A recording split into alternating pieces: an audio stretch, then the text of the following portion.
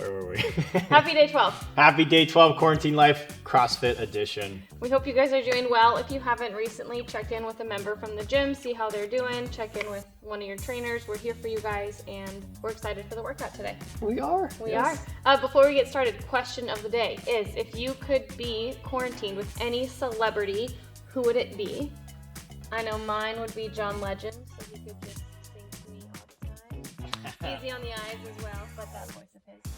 Oh, Lindsay Sterling, 100%. She can play the violin. She can do whatever she wants. She doesn't need to play the violin. Anything. She can just be there. She could just be there. I'll be good. Yeah. Hey, yeah. So let us know your answer to the question, post on social media, and once you do the workout.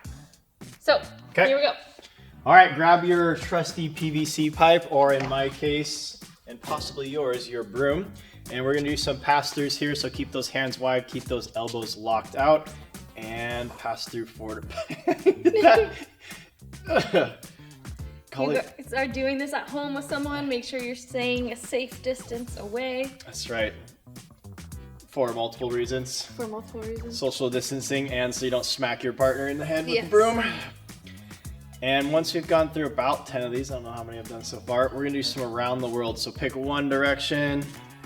Oh, you don't have to go as fast as Colleen if you don't want to. Sorry. Or you can. And then once you've done around 10 or so, we are going to switch directions. Gosh, that actually feels really good. The noises. Just hear some cracking. All right, we're gonna take that PVC pipe or broom, put it on the right side, and we're gonna swing our right leg forward and back here. We've done so many of these, we're in sync. Oh yeah, look at leg that. Swings. The whole workout we will be. There we go. Each one of these towards the end here, try to swing a little higher in front and back if you can. Oh, that feels good. All right, switch sides, PVC pipe, broom on your left side, mop, whatever you have. What other objects have a bunch of newspaper taped together? What? Like rolls of newspaper? That's the first thing that came to your mind? What's a makeshift? A bunch of newspapers. I like it. All right, we're gonna put that PVC pipe out in front of us again with the right hand, and we're gonna take our right foot and side to side. What if you did like those camping poles that you use your tent? Totally. Those are really usually long though, right? Yeah. But I guess you don't have to have a whole thing like, put together. I was just thinking the hiking sticks, or like skis, right? Oh, skis. Ski poles? That's what it is. I don't ski. Not the actual ski. Maybe. Hold your snowboard. Yep. Might get some weird looks from your neighbors. I know. Well, that could work. All right, last thing we're gonna do here is right hand on top, left hand on the bottom, feet a little wider than the shoulder width. We're gonna stick that butt out, push your head through your shoulders, keep those legs straight, arms straight, and wiggle a little bit side to side there. Feel a little bit different in that stretch.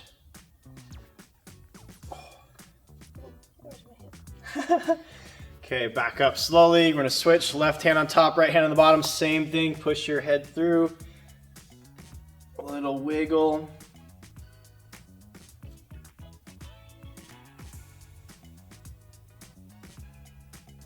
And back up slowly. And that is it for our broom today. There we go. All right, guys, next thing we're gonna do is we are going to show you each movement, and you're going to go through this 2 times on your own. So this first one is 10 sideways lunges. We did not know the technical term for it. There's a better word for it. So we just described it the best we know how. So wide stance here, or as wide as you're comfortable with, and you're gonna, like I said, do a sideways lunge. So you're gonna sink down to one side as far as you can, having your toe leave the ground. Might not be very far, that first one. Don't fall over. And then you're gonna just rock from side to side. Hopefully by that 10th one, you're getting a little bit lower. So it'll be 5 each leg. Should feel it on the inside of your legs here. Oh my gosh, I feel it everywhere. It's a good one. If you do know the technical term for these, let us know so we can write the right thing. Maybe humbled a little bit. Or maybe they are called a sideways lunge. If putting your toe up is too much, you can also leave your foot flat on the ground. But goal would be to get that toe up and get deeper in the stretch.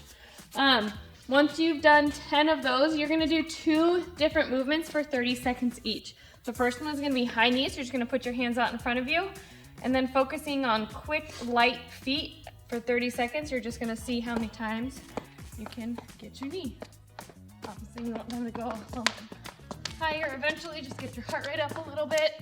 And if that's too difficult, you can always just do this. Yep, you can just do these. Either way. So you've got 30 seconds. That's fun. Ah, you gotta get lower. Yep. All right, once you do your high knees, put your hands behind your back, and you've got 30 seconds of butt kickers, or just heels to your butt. So again, you can either step if you're feeling crazy. Get your heart rate up a little bit more here. Jimmy's face. It's working. Okay. Then the last thing we're gonna do is 10 hollow rocks. With your hollow rocks, you're gonna be laying on the ground. You're gonna have your hands straight above your head, feet out in front, and you're just gonna be rocking, shifting your weight back and forth. This is a core movement. Don't worry, I always feel weird when I do these. I feel like I'm doing them wrong. Yeah, you're really not gonna move very much, but you're gonna feel it in your whole core. So we'll show you guys.